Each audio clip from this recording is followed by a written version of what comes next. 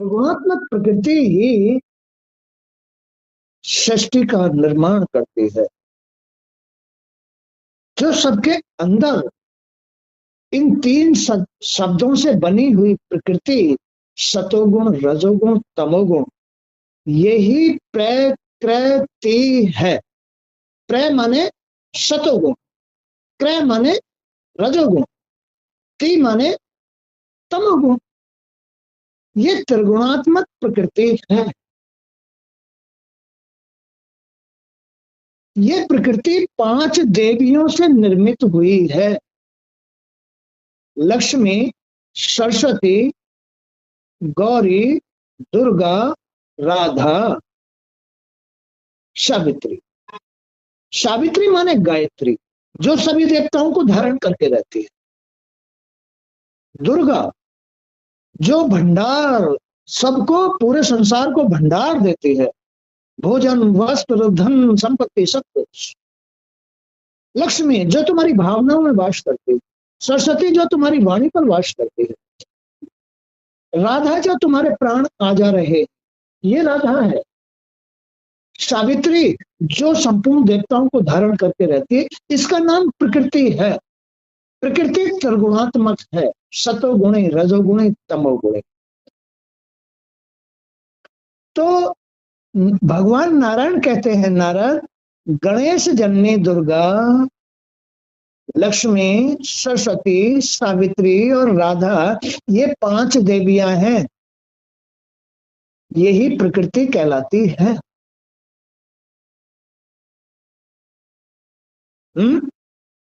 ज्ञानियों में प्रमुख स्थान प्राप्त करने वाले साधु, वह प्रकृति कहां से प्रकट होती है? कहां से प्रकट होती है प्रकृति? ये त्रिगुणात्मक प्रकृति कहां से प्रकट हो रही है? जो ब्रह्म है, ब्रह्म ही ये ब्रह्मांड है। ब्रह्मांड में ही शिव शक्ति वास करती है। शिव और शक्ति, कल जैसा मैं बता रहा था, ये ब्रह्मांड ही शिवलिंग है, शिवलिंग ही शिव शक्ति है। शिव रचना है और शक्ति उसकी क्रिया है, उसकी शक्तियां हैं, प्रकृति है। प्रकृति ये सृष्टि 5 देवियों के चलाए चल रही है। लक्ष्मी, सरस्वती, लक्ष्मी तुम्हारी भावनाओं में, सरस्वती तुम्हारी वाणी पर, गौरी तुम्हारे मस्तिष्क में भंडार लेकर के, और गायत्री सभी देवताओं को धारण करके रहती है, और राधा इस सृष्टि के प्राण है। राधा इस सृष्टि के प्राण है। तो ज्ञानियों में प्रमुख स्थान प्राप्त करने वाले साधु, वह प्रकृति कहां से प्रकट होती है, उसका कैसा स्वरूप है? प्रकृति का कैसा स्वरूप है? प्रकृति का यही 5 देवियां 3 रूपों में बदल जाती है। सतोगुण, रजोगुण, तमोगुण में 5 देवियां। एक ब्रह्म में बना हुआ ये ब्रह्मांड, शिवलिंग अपनी प्रकृति से चल रहा है, और उस प्रकृति की जो शक्तियां हैं वो 5 शक्तियां हैं। लक्ष्मी, बगैर लक्ष्मी के ये सृष्टि नहीं चलेगी, बगैर गौरी के ये सृष्टि नहीं चलेगी, बगैर सरस्वती के ये सृष्टि नहीं चलेगी, बगैर राधा के ये सृष्टि नहीं चलेगी, बगैर प्राणों के ये सृष्टि नहीं चलेगी, बगैर धन के ये लक्ष्मी नहीं चलेगी, बगैर धन के ये सृष्टि नहीं चलेगी, बगैर वाणी पर सरस्वती के ये सृष्टि नहीं चलेगी, भाग्य में गौरी के बगैर ये सृष्टि नहीं चलेगी। ये 3 गुण वाली है, सतोगुण, रजोगुण, तमोगुण। तो यही बात यहां समझाई है। ज्ञानियों में प्रमुख स्थान प्राप्त करने वाले साधु, वह प्रकृति कहां से प्रकट हुई? अब तुम्हें पता लग गया कहां से प्रकट होती है। एक ब्रह्म में से ही ये 5 देवी रूप में प्रकट होती है, जो त्रिगुणात्मक है। उसका कैसा रूप है, कैसे लक्षण है, तथा क्यों? वह 5 प्रकार की हो गई। एक ब्रह्म की शक्ति ये 5 प्रकार की क्यों हो गई? उन समस्त देवियों के चरित्र, उनकी पूजा के विधान, उनके गुण तथा वे किसके यहाँ कैसे प्रकट हुई, ये सभी प्रसंग आप मुझे बताने की कृपा करें। मुझे तो बस अब इनकी जानकारी के विषय में बड़ी बेचैनी हो गई। यही सृष्टि का सार है, यही जीवन जीने का सार है। लोगों को पता ही नहीं है ये प्रकृति क्या कर रही है, कैसी है ये प्रकृति। क्यों करें हम लक्ष्मी की पूजा, क्यों करें हम सरस्वती की पूजा, क्यों करें हम राधा की पूजा, क्यों करें हम गौरी की पूजा? कोई जानता ही नहीं। और यही हर एक की सृष्टि का कार्यभार संभाले हुए है प्रकृति। न जानने में ये सृष्टि तमोगुणी हो जाती है, रजोगुणी हो जाती है, अज्ञानी हो जाती है। इनकी सेवा ना करना, इनकी जानकारी ना रखना, इनका ज्ञान ना रखना ही ये नाराज हो जाती है। लक्ष्मी नाराज हो गई, सरस्वती नाराज हो गई, गौरी नाराज हो गई। क्यों हो गई? लक्ष्मी तुम्हारी भावनाओं में वास करती है, सरस्वती तुम्हारी वाणी पर वास करती है, गौरी तुम्हारे मस्तिष्क में, भाग्य में वास करती है, राधा तुम्हारे प्राण है, और सावित्री संपूर्ण देवताओं को धारण किए हुए इस सृष्टि में अपना कार्य कर रही है। ये पांचों देवियां प्रकृति हैं, इनके बगैर ये शरीर नहीं चल रहा है, इनके बगैर घर गृहस्थी नहीं चलती है, बगैर गायत्री के, बगैर सावित्री के सृष्टि नहीं चलती है, बगैर देवी देवताओं के। अगर गायत्री देवी, जिस घर में गायत्री का जाप नहीं होता, देवी देवता खुश नहीं होते। गायत्री के जाप से ही, गायत्री की आहुति से ही देवी देवता अपना भोग लेते हैं। वही ब्राह्मण है जो गायत्री का जाप करता है, जो गायत्री धारण करता है, जो गायत्री का ज्ञान रखता है, वही ब्राह्मण हो जाता है, भले ही चाहे वो जन्म से शूद्र क्यों ना हो, भले ही जन्म से शूद्र हो, भंगी हो, चमार हो, गायत्री का जाप करता है, वो उस घर में भी देवी देवता भोग लेते हैं।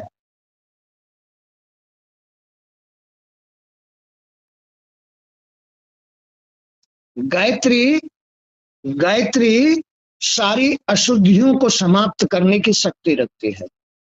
तो यही बात यहाँ प्रकृति का रहस्य बतलाया है कि आखिर ये प्रकृति है क्या। अगर राधा इस शरीर सृष्टि में ना हो, प्राण इस सृष्टि में ना हो, प्राण अगर इस सृष्टि में ना हो तो ये सृष्टि चलेगी नहीं। अगर लक्ष्मी इस सृष्टि में अपना कार्य न करे तो ये सृष्टि चलेगी नहीं। पालन पोषण कौन करेगा? धन संपत्ति साधन कहां से आएंगे? सृष्टि चलेगी नहीं। अगर इस शरीर में वाणी पर सरस्वती ना हो तो फिर ये सृष्टि चलेगी नहीं, बात व्यवहार ही नहीं हो सकता। ये विद्या की देवी है, ये विद्या देने वाली है सरस्वती, विद्या की देवी है।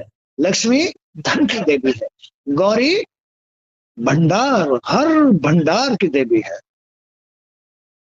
तो इस तरह से भगवान नारायण कहते हैं वत्स, प्र का अर्थ है प्रकट होना। प्रकट कृति से सृष्टि के अर्थ का बोध होता है। प्रकृति, कृति माने जो प्रकट होकर के क्रिया करती है। इस ब्रह्म स्वरूप ब्रह्मांड में, शिवलिंग में जो प्रकट होकर के क्रियाएं करते हैं उनको प्रकृति कहते हैं। अब क्रियाएं कौन कौन करती है? भावना, वाणी, विचार, प्राण, अच्छाई बुराई, ये क्रिया करती है, इनका नाम ही प्रकृति है, इसका अर्थ ही प्रकृति है। सृष्टि करने में जो परम प्रवीण है उसे देवी प्रकृति कहते हैं। सृष्टि करने में जो परम प्रवीण है उसे देवी प्रकृति कहते हैं। सर्वोत्तम सतोगुण के अर्थ में, सतोगुण के अर्थ में प्र शब्द आता है। जो इस प्रकृति में सर्वोत्तम शब्द है वो है प्र। प्रकृति का पहला शब्द प्र। मध्यम रजोगुण के अर्थ में क्रय, प्र क्रय, ये रजोगुण है। और तमोगुण के अर्थ में ती शब्द है। इससे प्रकृति यानी सतोगुण, रजोगुण, तमोगुण, ये प्रकृति त्रिगुणात्मक है। प्र क्रय ती, सतोगुण, रजोगुण, तमोगुण। प्र माने प्र का अर्थ है सतोगुण से, क्रय का अर्थ है रजोगुण से, ती का अर्थ है तमोगुण से। तो ये पांचों देवियां त्रिगुणात्मक हैं। बनाती भी है, बिगाड़ती भी है, जन्म भी कराती है, मरण भी कराती है, पालती भी है, भिखारी भी बना देती है, ये आगे का निर्माण भी कर देती है और पतन भी करा देती है। ये प्रकृति है, ये सर्वशक्तिमान है, ऐसी है ये प्रकृति। इस शिवलिंग रूपी ब्रह्मांड रचना के अंदर प्रकृति त्रिगुणात्मक है। अब तुम समझ गए कि इसके अंदर कितनी देवियां हैं। प्रकृति के अंदर 5 देवियां हैं जो इस सृष्टि को चलाने का कार्य कर रही है। प्र सतोगुण, क्रय रजोगुण, ती तमोगुण, पांचों देवियां प्रकृति माने की त्रिगुणात्मक हैं। लक्ष्मी, सरस्वती, गौरी, राधा और सावित्री, ये 5 देवियां। पांचों देवियों के नाम मैंने तुम्हें बतलाए। लक्ष्मी भावना में, सरस्वती वाणी पर, गौरी मस्तिष्क में और राधा प्राणों में, सावित्री सभी देवताओं में वास करती है। इसका अर्थ है प्रकृति। ये ब्रह्म की प्रकृति है, प्रकृति अंदर है, वही ब्रह्म की शक्ति है। प्रकृति वही ब्रह्म की शक्ति है। जो लक्ष्मी की सेवा नहीं करती, जो सरस्वती की सेवा नहीं करती, जो स्त्री जो लक्ष्मी की सेवा नहीं कर सकती, जो सरस्वती की सेवा नहीं कर सकती, जो गौरी की सेवा नहीं कर सकती, जो सावित्री का जाप नहीं कर सकती, जो राधा का गुणगान नहीं कर सकती, वो स्त्री कभी भी अपनी प्रकृति के द्वारा सृष्टि का निर्माण सही ढंग से नहीं कर सकती। उसकी सृष्टि सही ढंग से नहीं चलेगी। जिस स्त्री में प्रकृति वो पांचों देवियों के से भरपूर नहीं है, जो स्त्री पांचों देवियों से भरपूर नहीं है, भावना में धन लक्ष्मी धन से भरपूर नहीं है, वाणी में विद्या सरस्वती से भरपूर नहीं है, भाग्य में भंडार से भरपूर नहीं है, जो प्राणों से सुखी नहीं है, प्राणों का सही आवागमन नहीं रखती है, माने राधा का गुणगान नहीं करती, वो स्त्री अपने गृहस्थी को कैसे चला सकती है? वो अपनी सृष्टि को कैसे चला सकती है? आगे चलो। अतः सृष्टि करने में जो परम प्रवीण है उसे देवी प्रकृति कहते हैं। सर्वोत्तम सतोगुण के अर्थ में प्र शब्द, मध्यम रजोगुण के अर्थ में क्रय शब्द और तमोगुण के अर्थ में ती शब्द है।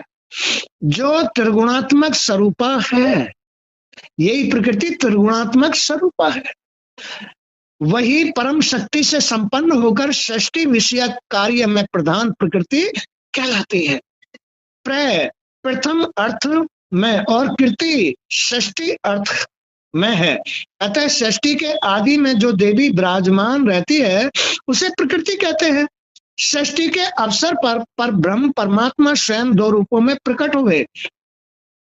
षष्ठी जब ये ब्रह्मांड रचा तो वो ब्रह्म दो रूप में प्रकट हुए, ब्रह्मांड और प्रकृति, शरीर और अंदर अंतःकरण,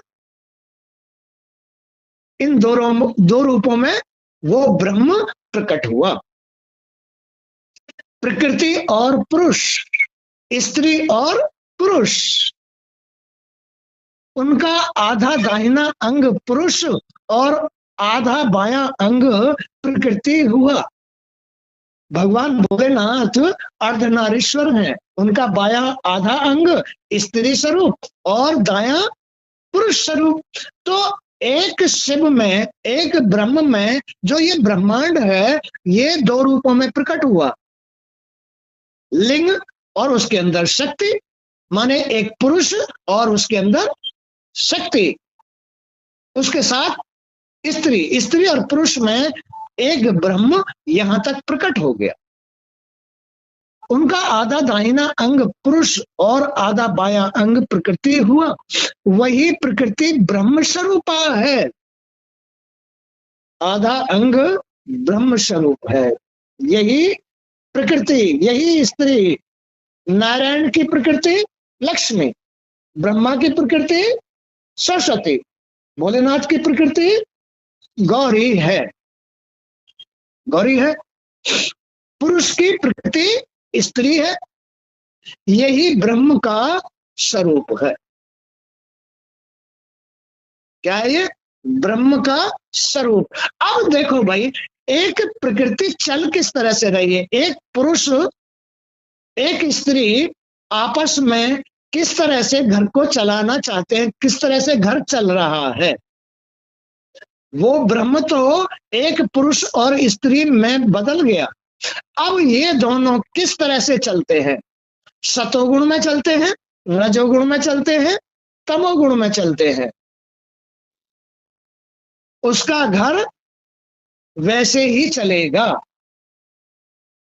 उस घर के अंदर जो प्रकृति त्रिगुणात्मक है, पांचों देवियां हैं, उसके घर को उसी ढंग से चलाएंगी जैसे एक स्त्री और पुरुष चल रहा है। क्योंकि वो ब्रह्म दो रूपों में प्रकट हो गया, पुरुष में और स्त्री में। वही ब्रह्म, स्त्री त्रिगुणात्मक, प्रकृति त्रिगुणात्मक है। पांच देवियां उसके अंदर काम कर रही है। अब वो पांचों देवियां किस तरह से उसके घर को चलाती हैं, ये उनकी क्रियाओं पर, कृति पर, प्रय माने प्रकट होना, प्रय माने क्रिया। स्त्री अपने घर के अंदर किस प्रकार प्रकट होती है, क्रिया करती है, उसको कहते हैं प्रकृति। प्रकृति ही सृष्टि का निर्माण करती है, माने भाग्य का निर्माण करती है, माने कि अगला जन्म शरीर तैयार करती है। कौन? प्रकृति। क्या समझ में आ रहा है? वही प्रकृति ब्रह्म स्वरूपा नित्य और सनातनी है। सनातनी, वो सतोगुणी रहना चाहती, सत्य की रहना चाहती है, सच्चाई के साथ चलना चाहती है, सच्चाई। लेकिन आजकल की स्त्रियां तो कोई वैश्या बन गई, कोई चट्टू बन गई, कोई कुछ बन गई, कोई क्रोधी बन गई, कोई लालची बन गई, कोई चरित्रहीन बन गई, कोई कुछ बन गई। तो जो ये स्त्री रूप प्रकृति है, जिस तरह से होती है वही गुण उस घर के अंदर कार्य करता है। रजोगुण, तमोगुण, सतोगुण। स्त्री ही पांच देवियों के साथ घर गृहस्थी को चलाती है, सृष्टि को चलाती है और अगली सृष्टि का निर्माण करती है, बच्चों का निर्माण करती है, पोते निर्माण करती है, पोती निर्माण करती है, परपोते निर्माण करती है, परपोती निर्माण करती है, अपने घर का भविष्य बनाती है स्त्री प्रकृति। खेल समझ में आ रहा है? नहीं। अपने घर का भविष्य कौन बनाती है? स्त्री बनाती है। वो 5 देवियों के साथ त्रिगुणात्मक होती है, नष्ट भी कर देती है, बढ़ाती भी है, मुक्त भी कर देती है। यही 5 देवियां, भावना से, वाणी से, भाग्य से, प्राणों से, गायत्री रूप से।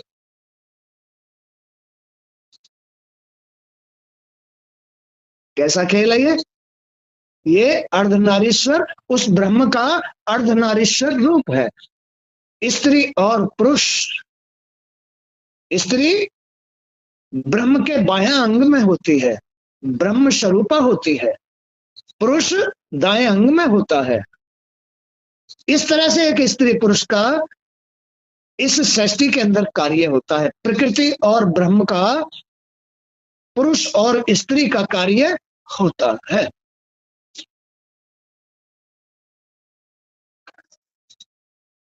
जैसे अग्नि में दाहिका शक्ति सदा रहती है, जैसे अग्नि में दाहिका माने जलाने वाली, अग्नि जल रही है, वो तो दिखाई दे रही है अग्नि जल रही है, लेकिन उसमें एक जलाने वाली शक्ति और है। हाथ दे दोगे तो जल जाएगा ना, और दूर दूर रहोगे तो दिखाई देगी कि हाँ अग्नि जल रही है, तुमने अग्नि जला रखी। ऐसे ही हर एक घर के अंदर, हर एक घर के अंदर स्त्री वो जलाने वाली शक्ति है। आबाद भी कर देती है, मोक्ष भी करती है, जला के चाहे कितनी भी गंदगी हो जला के राख बना देती है, जला के गंदगी को जला करके राख बना देती है, मोक्ष करा देती है, पवित्र कर देती है। स्त्री ही तो पवित्र कर देती है, मोक्ष करा देती है, और स्त्री ही जला करके तुम्हें दुखी कर देती है। ऐसा खेल है स्त्री का। स्त्री त्रिगुणात्मक है, स्त्री प्रकृति है घर की। स्त्री सतोगुणी, रजोगुणी, तमोगुणी 3 गुण वाली है। क्या समझ में आ रहा है? तो इसी से परम योगी पुरुष स्त्री और पुरुष में भेद नहीं मानते। स्त्री पुरुष में कोई भेद नहीं होता।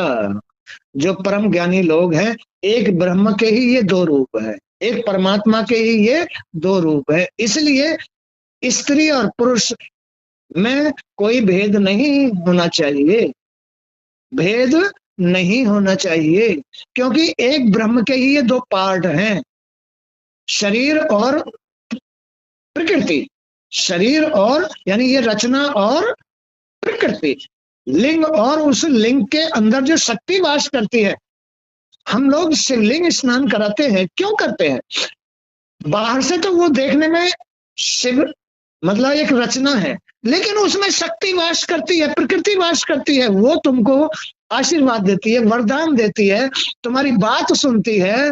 ऐसे ही जो हमारी ये रचना है, ये जो लिंग शरीर स्वरूप रचना है, इसके अंदर हमारी प्रकृति है। प्रकृति सब बात सुनती है, जिससे खुश हो गई उसको वरदान दे देती है,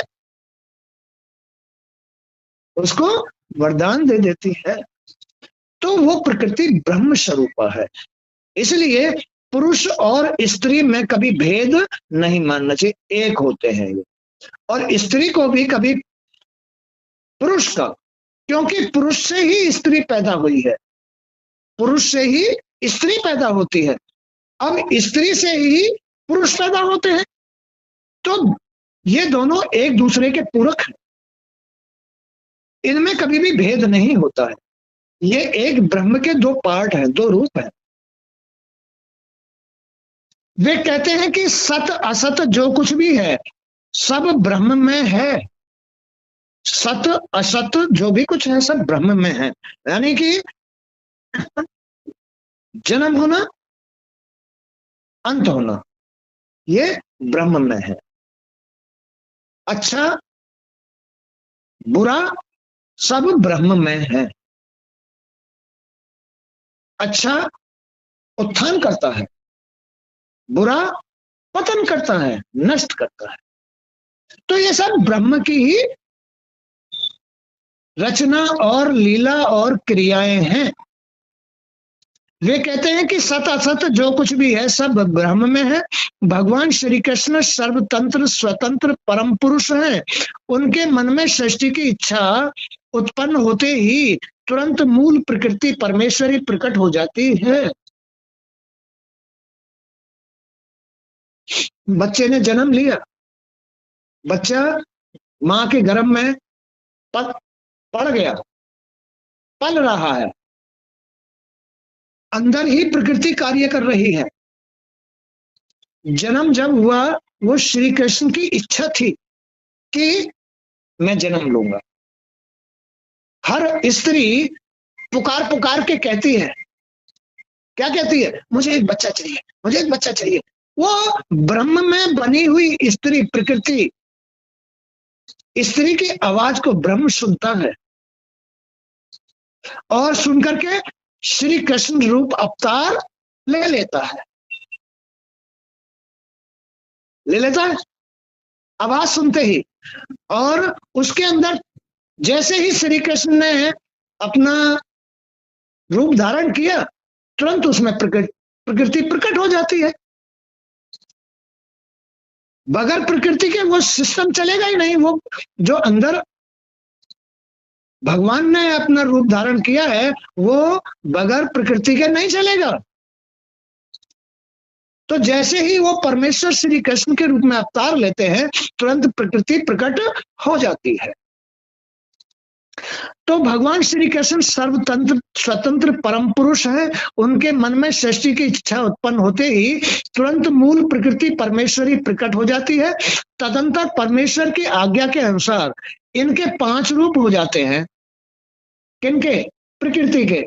तदंतर प्रकृति के 5 रूप हो जाते हैं। भावना, बोलना, सोचना, सांस आदि लेना, अच्छा बुरा महसूस करना। ये 5 रूप प्रकृति के तुरंत ही प्रकट हो जाते हैं। तदंतर परमेश्वर की आज्ञा के अनुसार इनके 5 रूप हो जाते हैं। विभिन्न सृष्टि का सृजन करना इनका प्रधान उद्देश्य है। विभिन्न सृष्टि का सृजन करना इनका प्रधान उद्देश्य है। भगवती प्रकृति भक्तों के अनुरोध से, ये जो प्रकृति है भक्त जो शतगुणी भक्त हो जाते हैं। आप क्या कह रहे हैं? भगवती प्रकृति भक्तों के अनुरोध से अथवा उन पर कृपा करने के लिए विविध रूप धारण करती है। धन धारण कर लेती है, संपत्ति धारण कर लेती है, सुख धारण कर लेती है, मोक्ष धारण कर लेती है। जो अंदर प्रकृति है वही तुम्हारी अभिलाषा पूर्ण करने के लिए, तुम्हारे ऊपर कृपा करने के लिए कोई भी रूप धारण कर लेती है। प्रकृति वही तो तुम्हारी इच्छाओं की पूर्ति कर रही है। धन दे रही है, संपत्ति दे रही है, संतान दे रही है। वही तो जननी कहलाती है। जो एक ब्रह्म के 2 पार्ट हैं, पुरुष और स्त्री। स्त्री 5 शक्तियों के साथ प्रकृति है, उस घर की प्रकृति है। प्रकृति जब कोई किसी में प्रकट हो जाती है तो अब वो देखती है कि इसका कौन सा गुण है, या इसकी क्रियाएं कैसी है, इसका स्वभाव कैसा है, इसका रहन सहन कैसा है, इसका प्रारब्ध कैसा है। उसके अनुसार वो सतोगुण में भी आ जाती है। सतोगुण भी चालू, रजोगुण भी चालू, तमोगुण भी। तो जो भक्त बन गया है, भक्तों के अंदर प्रकृति उनका कल्याण कर देती है। वही प्रकृति, उसके अंदर जो अंतःकरण है वही प्रकृति उसका कल्याण कर देती है, उसको बहुत ऊंचाई तक पहुंचा देती है। उसकी प्रकृति लक्ष्मी, सरस्वती, गौरी, राधा और सावित्री उसे बहुत ऊंचाई तक पहुंचा देती है। ये प्रकृति अंदर होती है। ये प्रकृति बहुत सतोगुणी भक्त लोग जो होते हैं उनको पता भी नहीं चलने देती है, मोक्ष करा देती है, उनकी यूं ही इच्छा पूरी कर देती है, जीवन भर सुख देती है प्रकृति भक्तों को। भक्तों की प्रकृति सदा सुख का निर्माण, आनंद का निर्माण करती है। और रजोगुणी जो प्रकृति होती है वो, उनमें भक्ति नहीं होती, उनमें स्वार्थ, इच्छा, लालच आदि। तो वही प्रकृति फिर उसके अनुसार उसको देती है, देती भी है और ले भी लेती है। भक्तों को देती है और उनका कल्याण करती है, उनसे कभी वापस नहीं लेती है। तमोगुणी, जो तमोगुणी लोग होते हैं उनकी प्रकृति सिवाय उनके पतन के और कुछ नहीं कराती। तो प्रकृति ही, ब्रह्म की शक्ति ही जो अंदर प्रकृति कार्य कर रही है, वही तुम्हारा मोक्ष करा रही है, वही तुम्हें संसार में फंसा रही है और वही तुम्हें नष्ट करा रही है। खेल समझ में आ रहा है?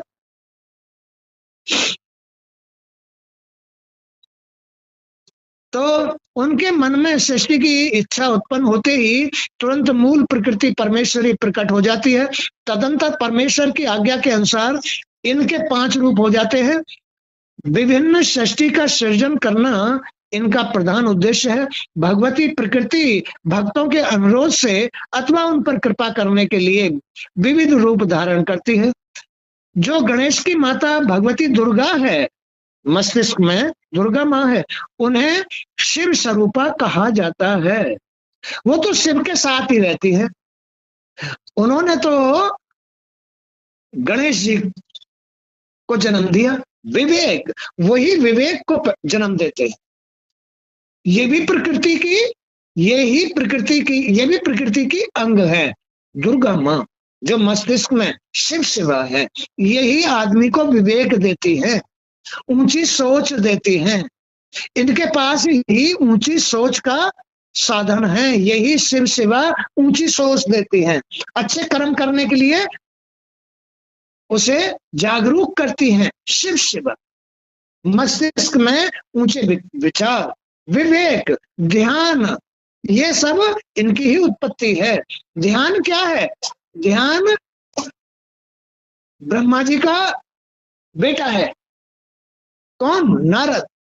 नारद इनकी ही सेवा में रहता है, गौरी शंकर की सेवा में रहता है।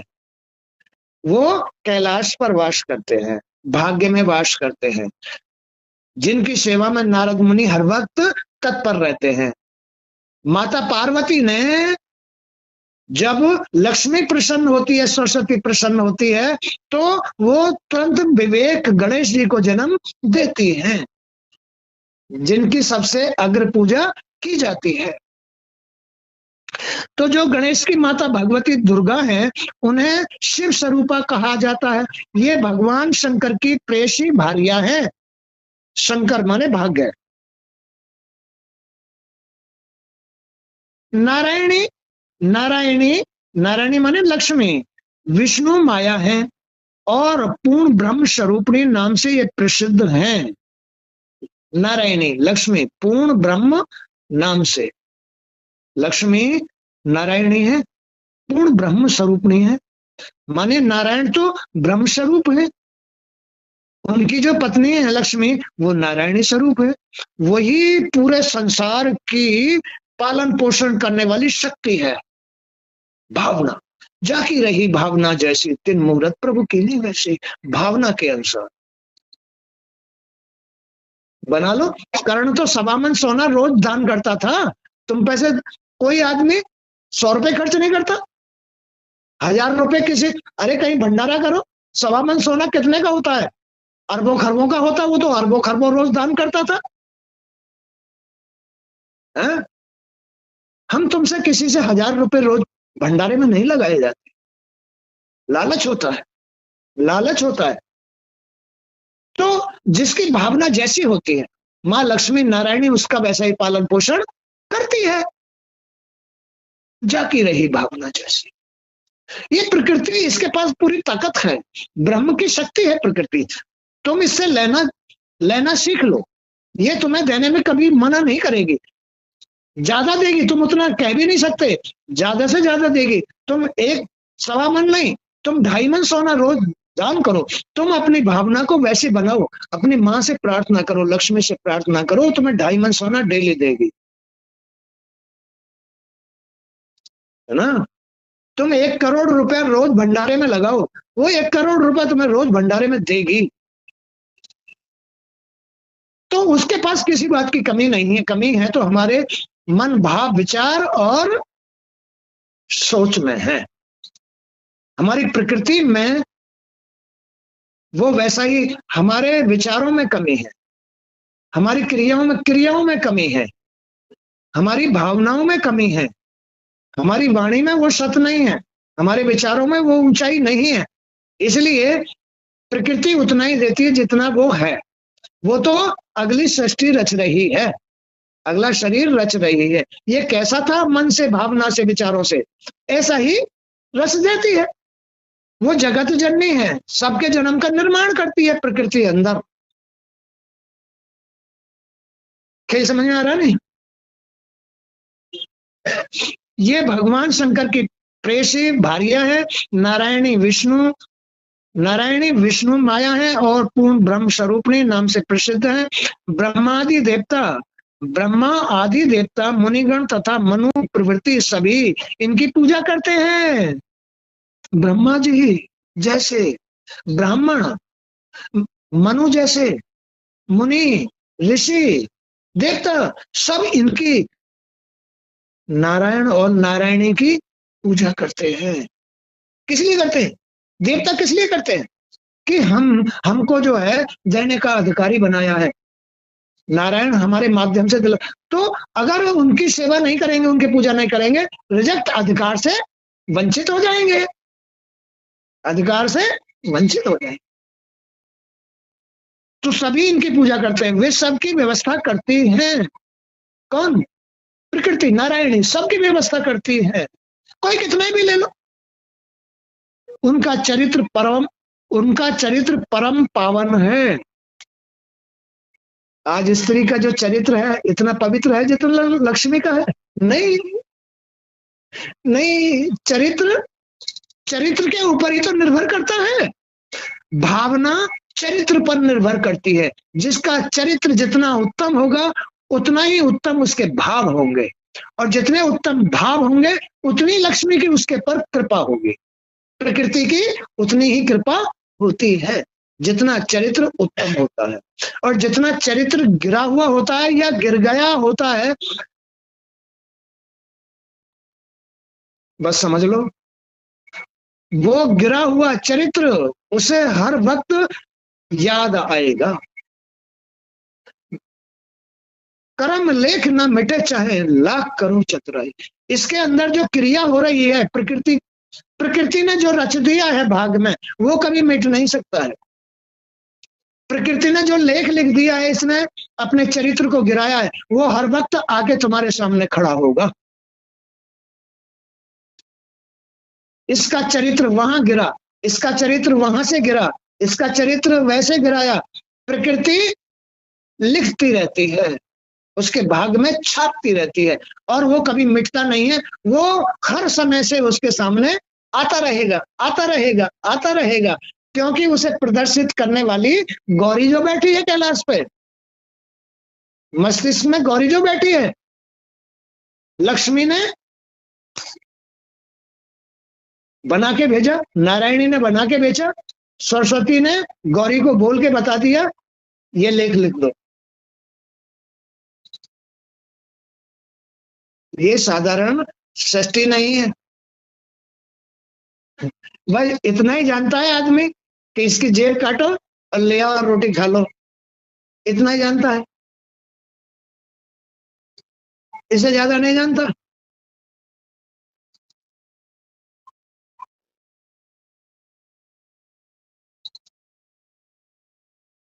तो वे देवी, ये प्रकृति देवी सबकी व्यवस्था करती हैं। उनका चरित्र परम पावन है।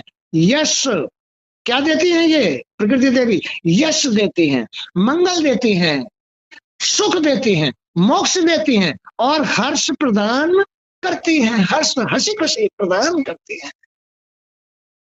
प्रकृति देवी जिसके ऊपर कृपा करती है ये देवियां, पांचों देवियां जिसके ऊपर कृपा करती हैं, हंसी खुशी जीवन बना देती है, खुशी देती है, हर्ष देती है, मोक्ष देती है, और धन संपत्ति सब कुछ वैभव दे डालती है। खेल समझ में आ रहा है? हाँ। उनका सात्विक गुण है, उनका सात्विक गुण है ये, उनका ये गुण है। दुख शोक और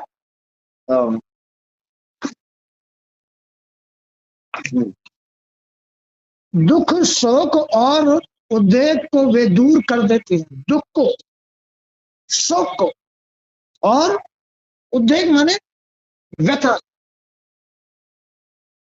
उद्वेग माने व्यर्थता, इनको सबको दूर कर देती है प्रकृति। तुम अपनी प्रकृति को मानो तो सही, अपनी प्रकृति की सेवा तो करो, अपनी प्रकृति की आज्ञा के अनुसार तो चलो। शरण में आए हुए दीनों एवं पीड़ितों की रक्षा में सदा संलग्न रहती। तुम पुकार के कहो, अपनी अंदर प्रकृति को जो सुना रहे हो, तुम अपनी प्रकृति की शरण में जाओ, हमें माफ करो, हमारी भूल चूक माफ कर दो, हमारे ये शत्रु है इनको हटा दो। वो हटा देंगे अपने अंदर से, तुम्हें उभार करके तुम्हारी बात सुनेंगी। तुम्हारी प्रकृति तुम्हारी बात सुनती है, नहीं सुनती? सुनती है ना? तो फिर तुम उससे कहते क्यों नहीं हो? तुम उससे पुकार के क्यों नहीं कहते हो, हमें ये दुख है, इस दुख से उभार के हमें यहाँ रख दो? जब तुम कहते ही नहीं हो, जब तुम रमे हुए हो अपनी गलती में, तो फिर वो क्यों तुम्हें निकालेगी? तो उसको पुकार के कहना चाहिए, हे प्रकृति माँ, हे माँ लक्ष्मी, माँ सरस्वती, माँ गौरी, राधा और सावित्री, हम तेरी शरण में आए। तू ही प्रकृति, तू ही अपने भक्तों को अपने शरण में रखती है, तू ही हमें मोक्ष देती है, यश देती है, तू ही हमारा उद्धार करती है। प्रकृति, हम इस जंजाल से निकलना चाहते हैं, हमारी मदद कर, हमारी मदद कर। तो वो तुम्हारी मदद करेगी प्रकृति, वो तो सर्वशक्तिमान है। जब तुम कहते ही नहीं हो तुम्हारी, तो वो क्या समझेगी कि ये तो इसी गंदे रास्ते से चलने वाले चरित्रहीन है, इनको तो ऐसा ही चाहिए। लो, तो वे तेज स्वरूपा है, उनका विग्रह परम तेजस्वी है, उन्हें तेज के अधिष्ठात्र देवता कहा जाता है। सूर्य में जो शक्ति है, सूर्य के अंदर जो शक्ति है, सूर्य के अंदर इतना तेज है, ये प्रकृति की ही उत्पत्ति है। अब देख लो प्रकृति में कितना तेज है, कितनी शक्ति है, कि एक सूर्य के अंदर कितना प्रकाश भरा हुआ, ये उनकी ही देन है, वह उन्हीं का रूप है। वे शंकर को निरंतर शक्तिशाली बनाए रखते हैं। सिद्धेश्वरी, सिद्धि रूपा, सिद्धिदा, सिद्धि, ईश्वरी, बुद्धि, निद्रा, क्षुधा, पिपासा, छाया, तंद्रा, दया, स्मृति, जाति, शांति, भ्रांति, शांति, कांति, चेतना, तुष्टि, पुष्टि, लक्ष्मी, धृति और माया, ये सब इनके तो रूप है, प्रकृति के इतने रूप है। और दोबारा सुनो, दोबारा सुन लो, इनको ही सिद्धेश्वरी कहा गया है, सिद्धि रूपा कहा गया है, जो आदमी सिद्धि करता है, सिद्धिदा, सिद्धि देने वाली कहा गया है, सिद्धि कहा गया है, ईश्वरी, बुद्धि, सद्बुद्धि। जब माता लक्ष्मी की कृपा होती है, प्रकृति की कृपा होती है, तभी उसको सद्बुद्धि प्राप्त होती है। निद्रा, रात को नींद इनके दिए बगैर नहीं आती है। क्षुधा, क्षुधा, पिपासा, इच्छाएं, छाया, तंद्रा, दया, आदमी में इनकी कृपा के बगैर दया नहीं पैदा होती है। स्मृति, विवेक, याददाश्त, जाति, कोई चाहे कि मैं अब की बार ब्राह्मण के घर में जन्म लूं, तो इनकी दया होगी तभी ब्राह्मण के घर में जन्म ले सकता है, नहीं तो भंगी के घर में, कर्म के अनुसार, क्रिया के अनुसार भंगी। भ्रांति, जो मस्तिष्क में भ्रांति रहती है, भ्रमिता। शांति, मन में शांति, कांति, तेज, चेतना, तुष्टि, पुष्टि, लक्ष्मी, धृति और माया, ये सब इनके तो रूप है प्रकृति के। तो अपनी प्रकृति की सेवा करो, अपनी प्रकृति की बात मानो, अपनी प्रकृति की इज्जत करो, अपनी प्रकृति का उन्हें वो जगत जननी है, वो ब्रह्म की शक्ति है। प्रकृति, प्रकृति का आदर करो। इतने गंदे नाले के कीड़े नहीं बनता। प्रकृति अंदर बैठी है, तुम्हारे घर के अंदर बैठी है, मन के अंदर बैठी है। केवल दो ही तो है। अब ब्रह्म के दो रूप है, ये रचना और अंदर शक्ति। ये रचना शिव स्वरूप है, शंकर स्वरूप है, अंदर गौरी प्रकृति बैठी। तो अपने माता पिता का ध्यान रखना चाहिए। अपनी माँ बैठी हुई है अंदर, वही तुम्हें सब कुछ देती है, सब कुछ वही देती है। खेल समझ में आ रहे हो? तो श्री कृष्ण पर ब्रह्म परमात्मा, श्री कृष्ण पर ब्रह्म परमात्मा है, परमात्मा ब्रह्म है, पार ब्रह्म परमेश्वर। उनके समीप शक्ति रूप से ये विराजमान है, उनमें ही, श्री कृष्ण में ही तो ये सारी शक्ति है, ब्रह्म में ही तो ये सारी शक्ति है। उनका ही तो दूसरा रूप ये शक्ति है।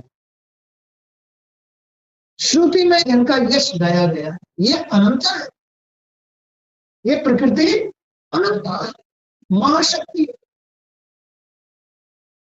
अतएव इनमें गुण भी अनंत है।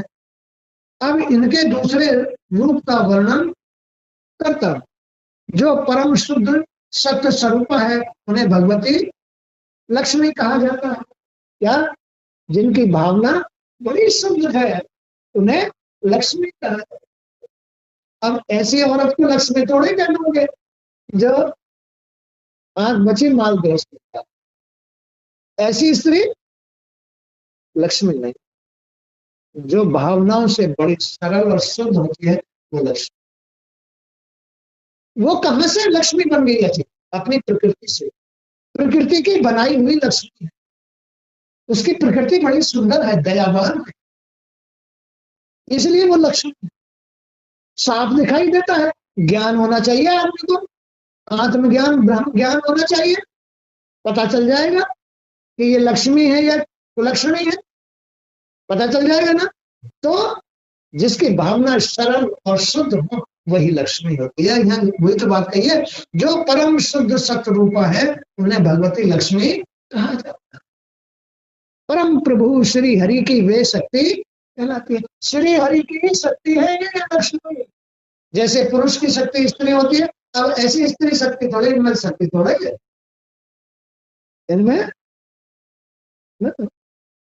इनमें तो नरक की शक्ति, बुराइयों की शक्ति। लेकिन लक्ष्मी सरस्वती, इनमें देखो तो कितनी शक्ति है, जो आदमी को देखते ही भस्म करते है, वो शक्ति है। सत्य की शक्ति होती, सत्य की शक्ति। श्री हरि की शक्ति लक्ष्मी। परम प्रभु श्री हरि की वे शक्ति कहलाती है। अखिल जगत की सारी संपत्तियां उनके स्वरूप। लक्ष्मी का स्वरूप क्या है? इस पूरे संसार में जितनी भी सुख साधन सुविधाएं संपत्ति हैं, धन दौलत वस्त्र आदि, ये सब लक्ष्मी के रूप। क्या है? लक्ष्मी के रूप। आभूषण, सोना चांदी है, हीरे जवाहरात, धन संपत्ति, सुख सुविधा, ऐश्वर्य वैभव, सब लक्ष्मी के रूप। किससे पैदा होते हैं ये? लक्ष्मी से।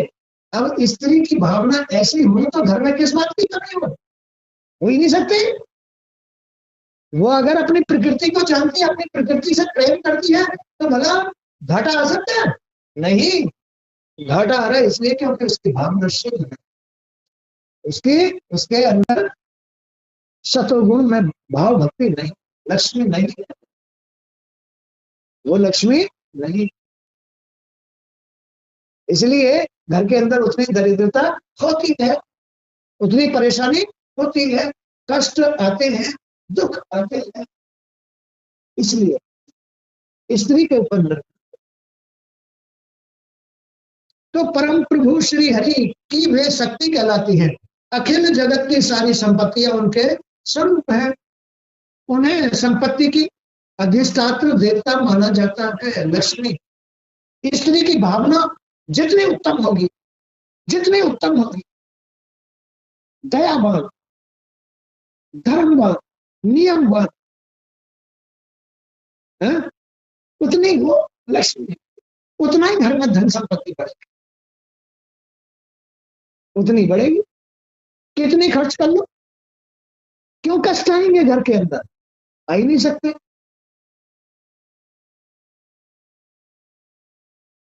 उन्हें संपत्ति की अधिष्ठात्र देवता माना जाता है। वे परम सुंदरी हैं, वो सुंदर बना देती है स्त्री को, वो आभूषणों से अलंकृत कर देती है उस स्त्री को, चाहे जितना पहन ले, चाहे जैसे वस्त्र पहन ले, चाहे जैसे महल में रह ले। जिस स्त्री के मन में, भावना में लक्ष्मी का वास होता है, जिनका चरित्र उत्तम होता है, उनको किसी बात की कमी नहीं होती है। वो लक्ष्मी उसके घर को हीरे जवाहरात, धन दौलत, संपत्ति आदि सबसे भर देती है। वो सुंदर होती है, वे परम सुंदरी कहलाती हैं। अनुपम संयम होती है, संयम शांत। किसी ने अगर आदमी ने तनक क्यों कह दिया कि यहाँ क्यों खड़ी है, तो उससे लड़ने के लिए तैयार, क्यों, क्या हो गया था, अच्छा खड़ी हो, तो वो लक्ष्मी नहीं है, वो लक्ष्मी नहीं है। जो आदमी के सामने सीना तान कर खड़ी हो जाए, वो लक्ष्मी नहीं, उसकी भावना में लक्ष्मी का वास नहीं होता, इसलिए घर दरिद्र होते। तो अखिल जगत की सारी संपत्तियां उनके स्वरूप हैं। उन्हें संपत्ति के अधिष्ठात्र देवता माना जाता है। वे परम सुंदरी है, अनुपम संयम रूपा, शांत स्वरूपा और श्रेष्ठ स्वभाव से संपन्न तथा समस्त मंगलों की प्रतिमा है। वो, उनका स्वभाव बड़ा शांत है, वो मारने धारने वाली औरत नहीं है, वो मुकाबला करने वाली औरत नहीं है, उनमें दया है। ऐसी अगर स्त्री का भाव सरल शांत भाव, धैर्य हो, शांति हो, वो स्त्री लक्ष्मी होती है। जिसकी भावनाएं बेकार होती है, मरने मारने को तैयार, आदमी से लड़ने को तैयार हो जाए, पलट के जवाब दे, तीखी तीखी बात कहे, वो स्त्री कभी लक्ष्मी नहीं होती। उसकी वजह से ही दरिद्रता घर में आ रही, उसकी भावना की वजह से।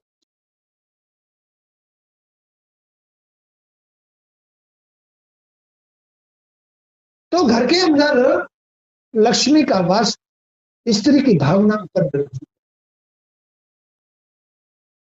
जितनी उसकी भावनाएं सुंदर होंगी, उतना ही घर के अंदर सुख शांति वैभव होगा। क्योंकि घर की प्रकृति तो स्त्री है ना, स्त्री के अंदर ये पांचों देवियां वास करती है ना, तो वे परम सुंदरी, अनुपम संयम रूपा, शांत स्वरूपा, श्रेष्ठ स्वभाव से संपन्न तथा समस्त मंगलों की प्रतिमा है। लोभ, अब देखो, जो मन भावना से खराब स्त्री होती है, उनके अंदर क्या होता है, लोभ, मोह, काम, वासना, बस वासना की पूर्ति करते रहो। लोभ, अब जो जिनके भाव अच्छे नहीं होते, वो लोभन होती है, एक एक रुपए पे दम तोड़ देंगी, लोभन, वो लोभन होती है। कामासक्त होती है, क्रोधी होती है, मद में होती है, मेरा भैया हैगा ना, मेरा बाप हैगा ना, और अहंकार आदि दुर्गुणों से वे सहज ही रहित है। लक्ष्मी इनसे सबसे रहित है, बिल्कुल। ना उन्हें कभी अहंकार होता, ना कभी क्रोध आता, ना कभी मद आता, ना कभी मन अशांत होता, वो लक्ष्मी होती है। उस घर में धन संपत्ति, हीरे जवाहरात, आभूषण, सुख शांति, किसी बात की कमी, सब मोक्ष हो जाए, सबको मोक्ष हो जाए। जिस घर में लक्ष्मी का वास, उस घर में पूरा वैकुंठ हो जाए। स्त्री ही तो प्रकृति है। अब इस स्त्री रूपी प्रकृति में क्या काम, क्रोध, लोभ, मोह, मद भरा पड़ा है। इसलिए घर के अंदर दुख, अशांति, पीड़ाएं, रोग, बेचैनी। नारायण ऐसे घर में कहां रुकते हैं? ऐसी लक्ष्मी कुलक्ष्मी के साथ रुकते हैं क्या नारायण? जो भगवान भक्त हो जाता है ऐसी स्त्री के पास कभी नहीं रुकते, भागने की कोशिश करें। जो भगवान भक्त हो जाता है हर वक्त वो इस पीड़ा से दुखी रहेगा कि इसे छोड़ के मैं कैसे जाऊं, कब जाऊंगा। क्यों? क्योंकि उसे ये सब अच्छे नहीं लगते। उसे कुलक्ष्मी के साथ रहना अच्छा नहीं लगता, लक्ष्मी के साथ रहना अच्छा लगता। किसको? नारायण को, नारायण के भक्त को। भक्त तो नारायण जैसे होते हैं, भगवान भगत के वश में होते हैं। तो जब भगवान भगत के वश में हो जाते हैं तो फिर भक्तों को ये सब बातें कैसे अच्छी लगेंगी? नहीं लगती ना, नहीं लगती। इसलिए वो दूर भागने की कोशिश करते। नारायण सिर्फ लक्ष्मी के पास है, शुद्ध प्रकृति वाली स्त्री के पास रहते हैं। ऐसा ही खोजते हैं, मुझे ऐसी प्रकृति कहां मिलेगी, मैं कहां जाऊं, कैसे करूं, क्या करूं। वो हर वक्त इन्हीं विचारों में खोया रहता है, क्या करूं, कैसे करूं। लेकिन स्त्री को ज्ञान न होने की वजह से, लक्ष्मी न होने की वजह से, कुलक्ष्मी होने की वजह से ज्ञान नहीं होता। वो अपने भाव को संभाल नहीं पाती, अपने नारायण को समझ नहीं पाती, अपने पति भक्त को समझ नहीं पाती। इसलिए ये विरोध होता है, अशांति होती है। खेल समझ में आ रहा नहीं? तो लोभ, मोह, काम, क्रोध, मद और अहंकार आदि दुर्गुणों से वे सहज ही रहित है। माता रानी भक्तों पर अनुग्रह करना तथा अपने स्वामी श्री हरि से प्रेम करना उनका स्वभाव है। लक्ष्मी अपने स्वामी से प्रेम करती, नारायण से प्रेम करती, प्रेम करती। और कुलक्ष्मियों के पास प्रेम नहीं होता, उनके पास तो प्रेम रोग होता है, रोग। वो रोग के लिए प्रेम करती है। कुलक्ष्मी किस लिए करती है? रोग के लिए। क्या है उनका रोग? काम, क्रोध, लोभ, पराधीन। वो पराधीन हो जाती है, पराधीन सपने उसको नहीं, वो पुरुष के पराधीन भी बन के रहेंगे और उनके अंदर रोग होता है। किसका? काम वासना, लोभ, मद, अहंकार, ये रोग होता है। इनकी वजह से वो पराधीन हो जाते हैं। सुख नहीं, पराधीनता में कभी स्त्री को सुख नहीं मिलता। कोई गाली देता, कोई मार रहा, लक्ष्मी को कोई मारता है क्या? स्त्री के जो गुण लक्षण है अगर वो उसके मन भाव में है, तो प्रकृति में है, तो उसे कोई भी उंगली नहीं उठा सकता। उसके पास ताकत है भस्म कर देगी।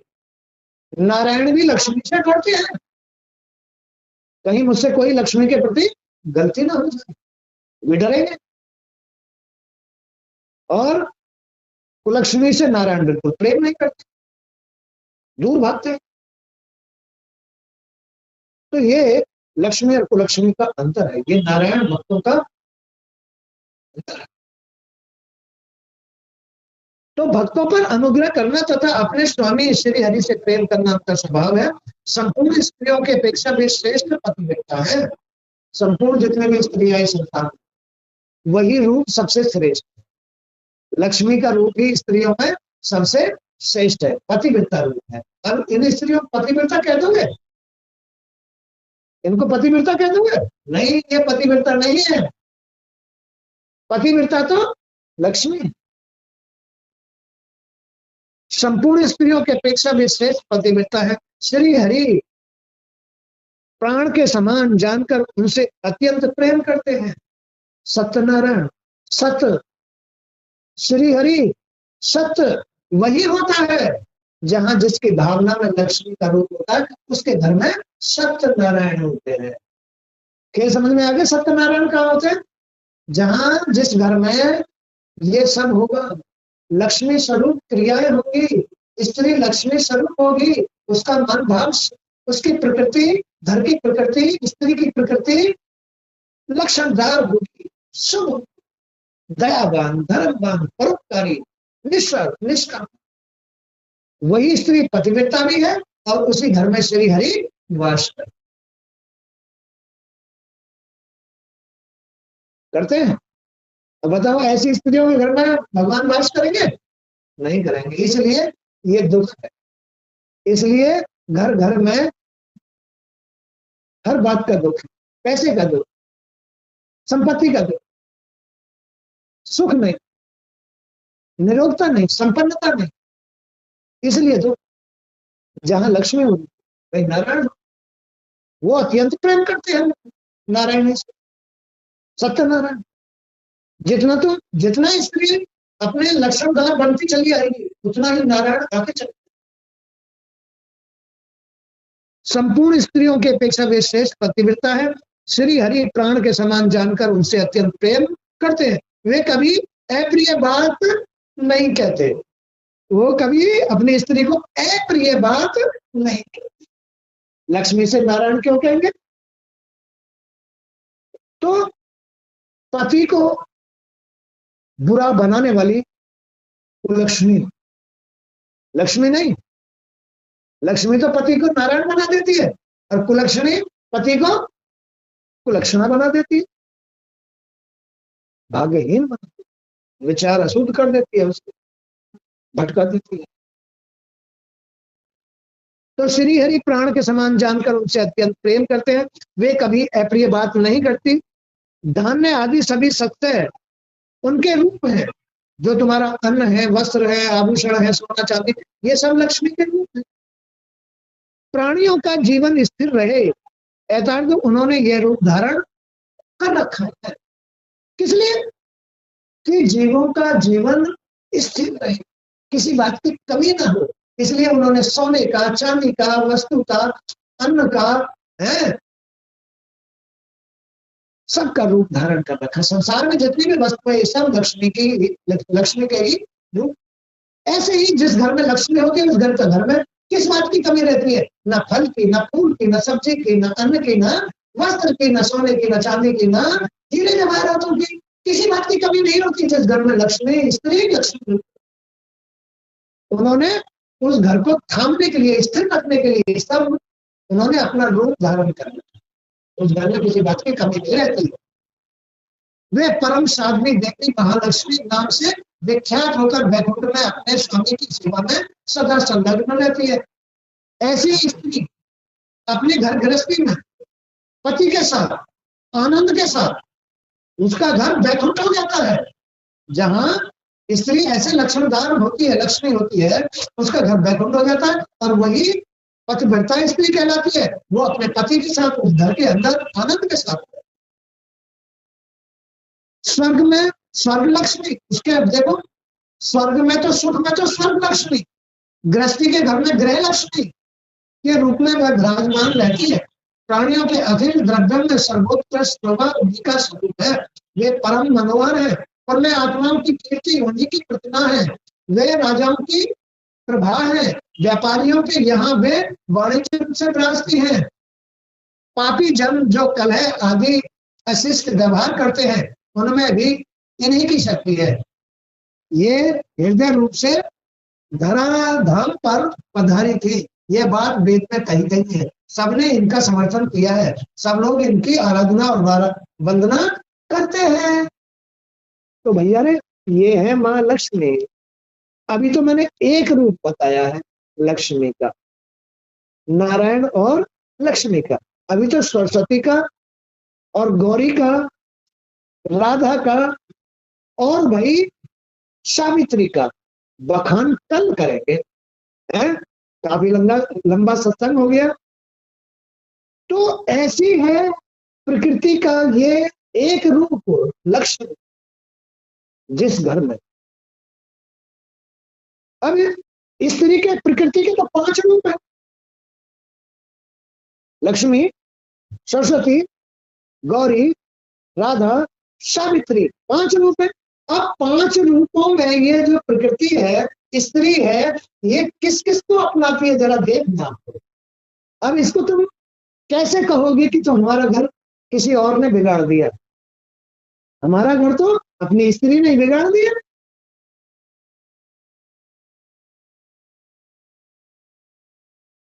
है ना।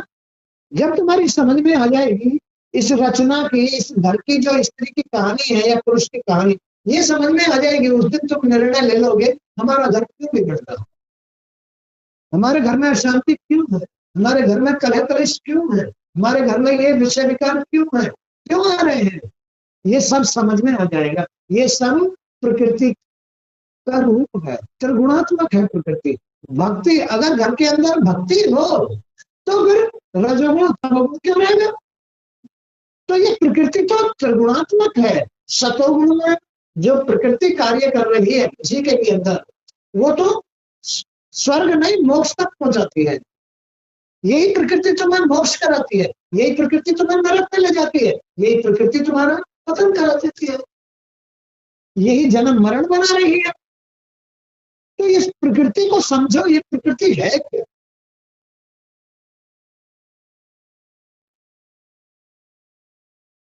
आज का सत्संग यहीं तक। जय श्री कृष्ण। जय प्रभु।